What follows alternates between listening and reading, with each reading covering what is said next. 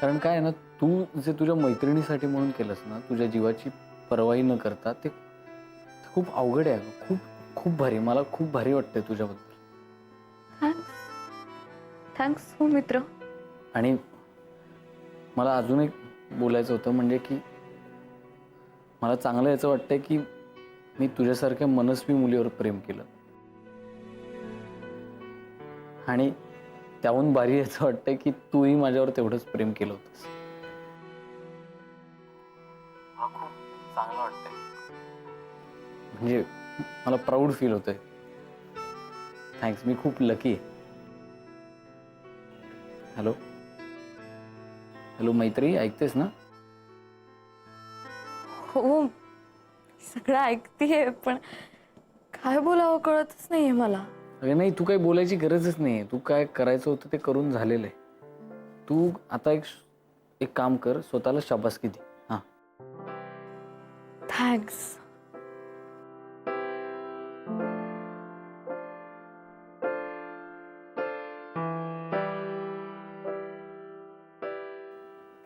ठीक आहे, मग ठेवतो. Good night. And I love you so much. चल बाय.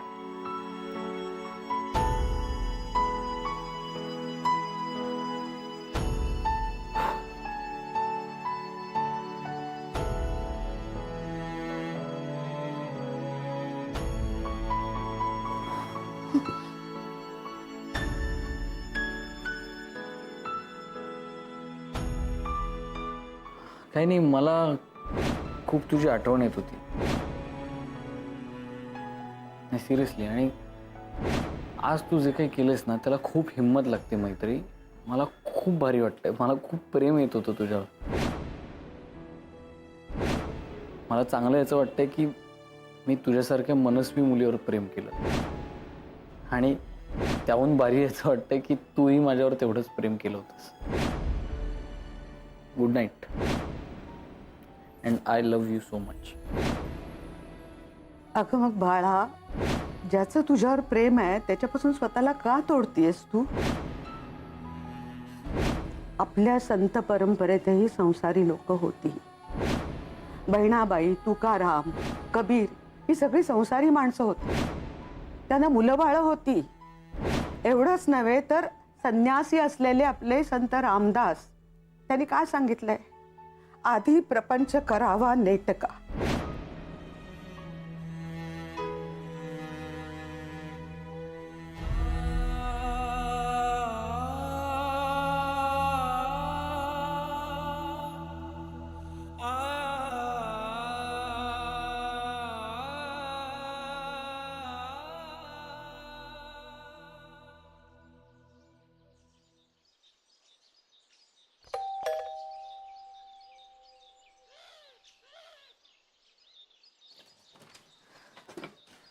Excuse me. शितोळे, हो काय करताय तुम्ही एवढं सकाळ सकाळ? अहो सकाळ सकाळ म्हणजे मला रात्रभर झोपच नाही आलेली. का? अच्छा, ते दुखतंय का? खूप बरं वाटतंय का त्या पिशवीनी? नाही ते दुखतच आहे, कारण त्या माणसाने खूप जोरात मारलं ना हो मला. हो. पण त्यापेक्षा जास्त माझं मन दुखतंय.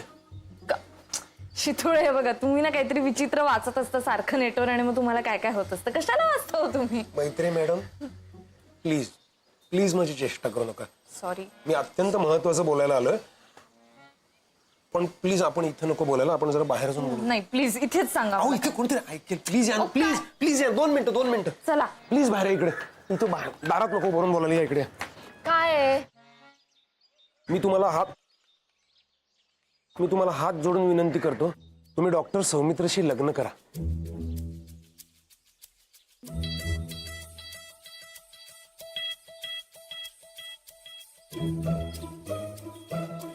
काय बोलताय शितोळे? त्याची एंगेजमेंट ठरली आहे, परवा आहे ती. मला त्याची पर्वा नाही. तुम्हाला लक्षात का, चुंबक बरोबर राहून मी असं विनोद करू लागलोय. तुम्ही म्हणालात की मला त्याची पर्वा नाही, मी त्याच्यावर म्हटलो मला त्याची पर्वा नाही. नाही का, म्हणजे शब्दांच्या या कोटीमुळे. शितोळे, मला विनोद कळलाय, पण तो तुम्ही एक्सप्लेन केला त्यातला विनोद हरवून जातो.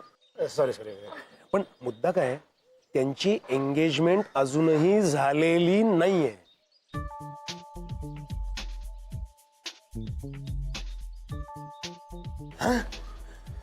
हो की नाही? एंगेजमेंट नाही झालेली खरं, हो.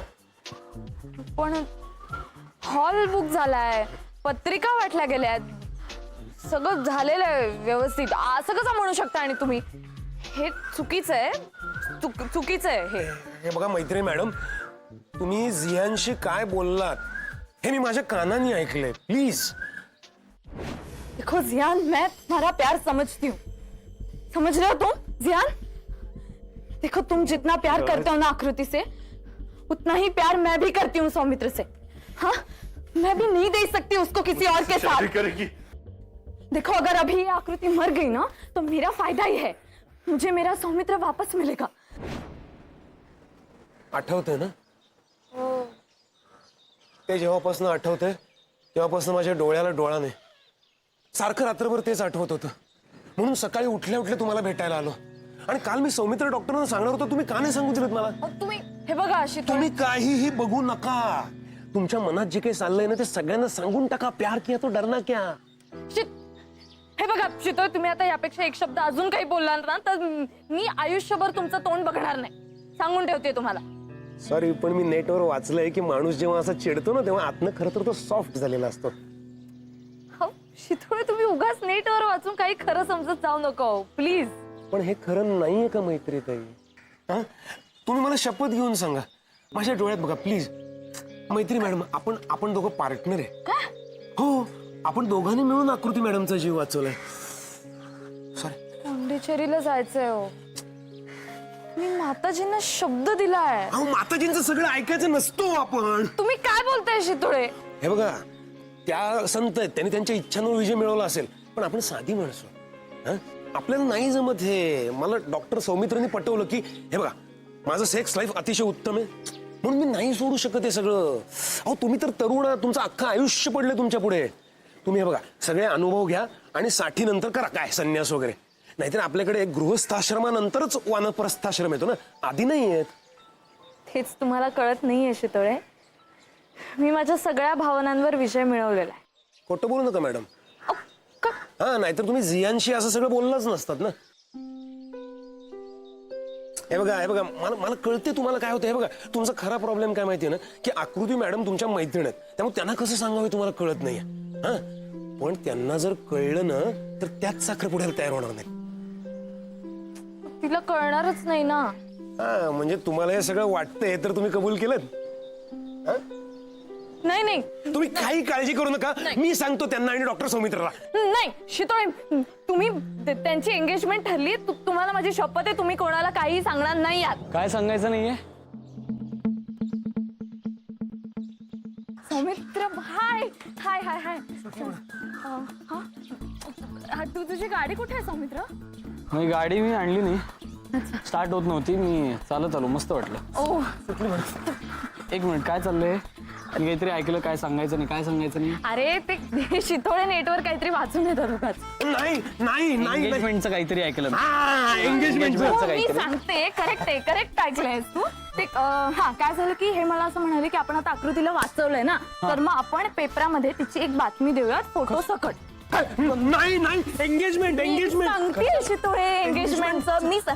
तर मी त्यांना असं म्हणाले की अहो, आकृतीची एंगेजमेंट ठरली आहे, लोकांना जर कळलं की तिचा लग्नाआधी बॉयफ्रेंड होता तर किती वाईट दिसेल. बरोबर आहे की नाही सौमित्र? बघा, सांग तुझ्या पेशंटला. काय शीतळे, हा, हे अत्यंत चुकीचं वागणं आहे. हा, तुम्ही जरा तरी विचार करता का? आणि तुम्हाला पेपरात जर फोटो छापूनच आणायचा असेल तर आपण वेगळ्या कारणाने आणूयात छापून, ठीक आहे? हा. चुकीचं आहे मैत्री. शीतळे, ते लहान मुलासारखं वागू नका. हा, आता दिवस सुरू झालाय, कामाला लागा. लगा. चला. मैत्री, हा, हा, काय? आकृती उठली का? हा, हो, आकृती आपण बघूयात ना. चल चल सौमित्र, आपण आज जा तुम्ही घरी बघूया. चल अहो, पण चला, गुड डे, बाय. हे चुकीचं आहे, हे चिटिंग आहे, हे चिटिंग आहे.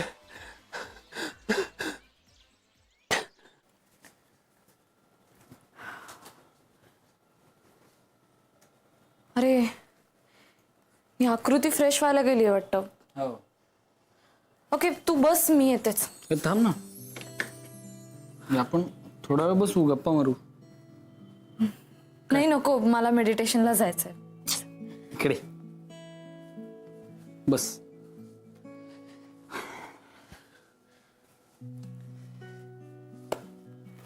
मला आत्ता विश्वास बसलेला आहे की तुला मेडिटेशन करायची काही गरज नाही. कारण काल ज्या प्रकारे तू गोष्टी हँडल केल्यास ना, तिथं मला 100% पटलेले की तू एकदम अशी स्पिरिच्युअल झालेली आहेस. हो ना, मी माईला पण हेच सांगत होते. मला असं ना आतून काहीतरी वेगळीच एनर्जी फील होतीये. माझ्यात एक वेगळीच पॉवर आली असं वाटतंय मला आता.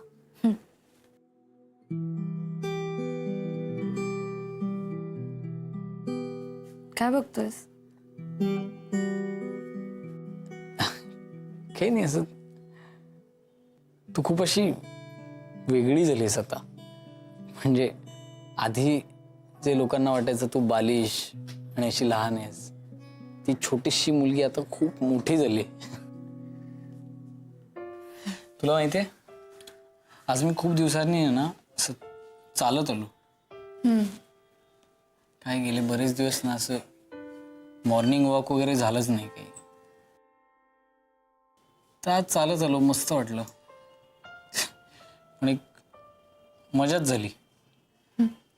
काय? काय मला फक्त ना चालताना आपलेच विचार येत होते. म्हणजे तुला सुद्धा? हो, तुला सुद्धा. म्हणजे तुलाही आपलेच विचार येतात का? नाही, ते स्लिप ऑफ टंग. अच्छा, मला विचारायचं होतं की तुला असा विचार आला का?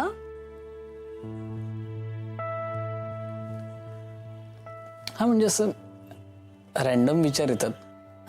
आणि आता काय आकृतीला बरं नाही ना, तर एकदम मला आपलं आठवलं की तुला जेव्हा पहिल्यांदा बरं नव्हतं आणि मी फ्लाईट मिस करून इथेच थांबलो होतो.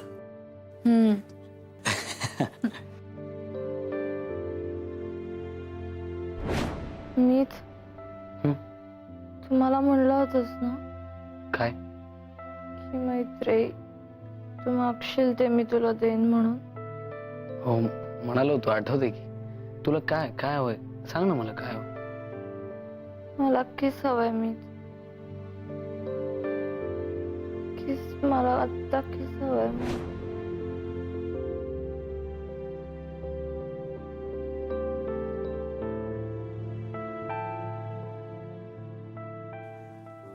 तुला अजूनही माहित नाही ना मी काय केलं ते?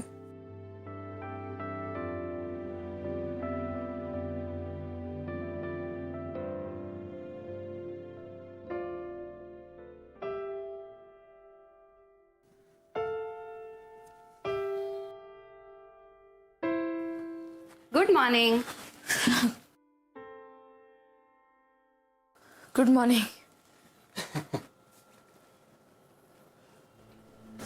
काय झालं? तुम्ही बोलत होतात का काही? मी मध्येच. मी जाते बाहेर. अगं नाही, काहीतरीच काय, तू थांब ना वेडी. तो सांगत होता त्याने आज मॉर्निंग वॉक केला तर किती मजा आली सांगत होता. हो. काय मग झाली का झोप? गंमत आली ना? गंमत. हा सॉरी, ते स्लिप ऑफ टंग. मग अशी झालं होतं. ते नाही, तसं नाही. अगं माझी ना खरं तर झोप झालेली नाहीये. टेन्शन आणि सगळं गडबड गडबड. चला मी झोपते. Good night. Good night. हा म्हणजे तेच, भूक लागली मी ओके चुप बाय. सॉरी.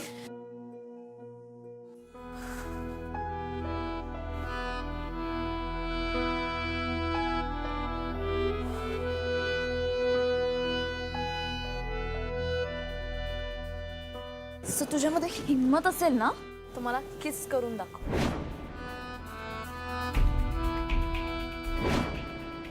Job done.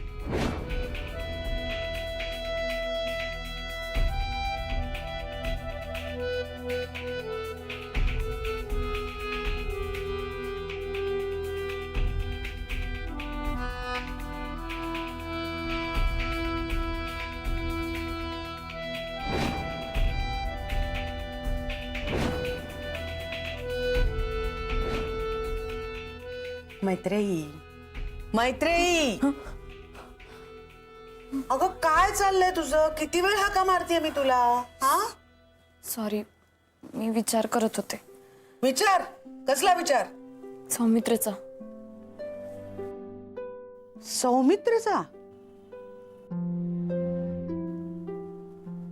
अगं म्हणजे सौमित्रची एंगेजमेंट आहे ना 9 जूनला, आणि मला माताजींचा पण फोन आलाय की ताबडतोब पॉंडिचेरीला पोच म्हणून. असं कसं अचानक सांगितलं त्यांनी? हो, मी त्यांना तेच म्हणलं की माझी काहीच तयारी झालेली नाहीये, सौमित्रची एंगेजमेंट आहे, तर मी थोडीशी उशिरा येते, चालेल का? तर त्या मला म्हणाले की नाही चालणार, कारण तिकडे खूप गोंधळ झाला आणि माझ्यासारखी कोणीतरी समर्थ कार्यकर्तीच तिकडे पाहिजे. मग आता नाही कसं म्हणू मी त्यांना?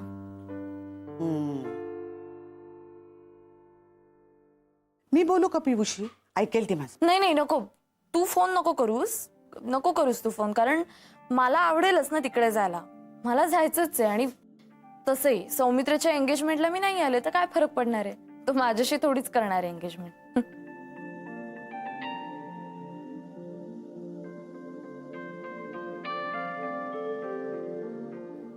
काय झालं? शिका बघतेस? नाही, मला असं का वाटतंय की तू हे सगळं खेदानी बोलतेस? चल, तू काहीतरीच बोलतेस माई, तू काहीच अर्थच नाही याला. अरे अर्थ नाही काय?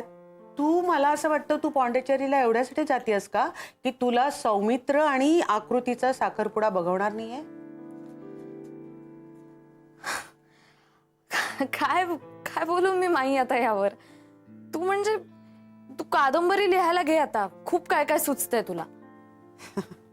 हो का? आता मैत्रेयी माताजींचा आदेश आहे म्हणजे मला घ्यावीच लागेल लिहायला. नाही ग, मी तुझी आजी आहे ना, म्हणून फक्त खात्री करून घेतली. अरे ते सोड, तुला जायचंय तर तू जा पॉंडिचेरीला, मी काहीही म्हणणार नाही. आणि बरोबरच आहे तुझं, तुला कशाला आता वाईट वाटेल त्या दोघांची एंगेजमेंट झाली तर? तू तर आता सगळ्यातून मुक्त झालीस ना.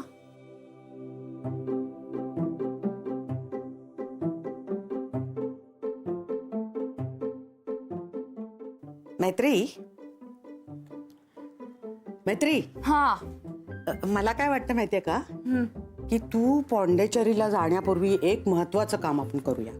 म्हणजे अगं त्या दोघांसाठी प्रेझेंट द्यायला पाहिजे ना, म्हणजे असं त्यांच्या प्रेमाची निशाणी, असं काहीतरी इतकं मस्त, म्हणजे आयुष्यभर असं ते त्यांच्या. माई बस. का? काय झालं? मला ध्यान करायचंय, एकांत हवाय, प्लीज. सॉरी, तुझ्या या आधीभौतिक गरजा माझ्यासारख्या पामराला कशा कळणार? ओके, येते मी.